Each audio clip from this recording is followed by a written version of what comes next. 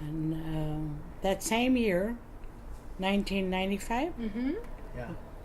in October, Debbie was going to get married, and Daddy was not very well, but he wanted to go to the wedding, and of course we did.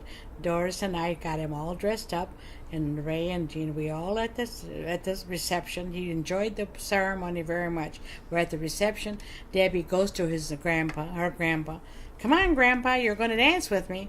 And Daddy got up and danced with her. And that was something we were so surprised to see. Yep. And Debbie was the one that did it for us. Pulling the energy together enough to do that. Yes. Go on now. And slowly over the next year and a half, he was in and out of the hospital. But we had a good year and a half to say our goodbyes with him. And one day we ended up having to rush him to Botsford Hospital. And I would go there every morning and see him before work. And then Doris would come in the early afternoon, and Mom would go in the late afternoon. So all during visiting hours, he had company. And on his last day, he asked me to give him a shave, which I had never done in my life before. And I shaved him, and then I went to work, and Mom went.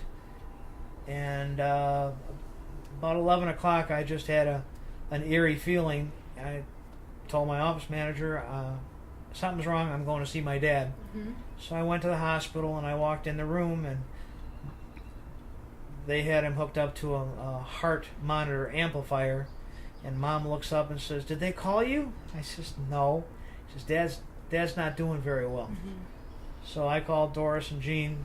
I said, "I'd like you to come. I think you need to come." So within a half hour, they were both there, and we stayed with Dad. And after about an hour, we convinced Mom we were under control, so she could go home, which she did.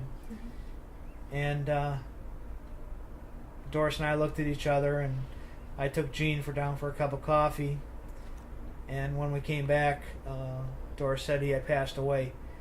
And it was... Steve was with you. He was with Doris. No, Steve was with you. Who? My brother-in-law? husband. Yeah. Oh, well, Steve came too. I'm sorry. Yeah. Doris and Steve came. Okay. Yes. Steve, Jean, and I were down having coffee, yes. and we left Doris with Dad. That's right. And it was like the angels came down and got him. It was very...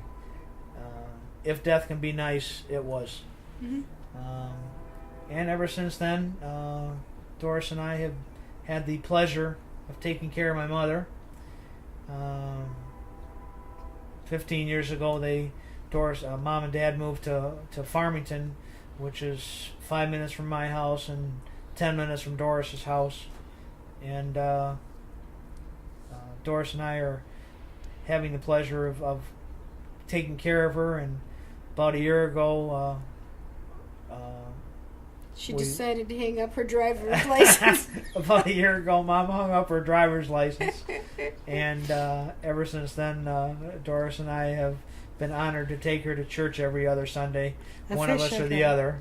Official drivers. Well, when we go there, they said, people around there are mean. They say, "Oh, you had to bring your mom to church today." And I said, "No, I have the honor of bringing my mother to church today." That's right. And after 2 or 3 of these times, they shut up. She took care of Doris and I our whole lives, and now it's our turn to do whatever we can for her. I really hope that everybody else that I know has the same kind of children that I have. I have 4 beautiful children.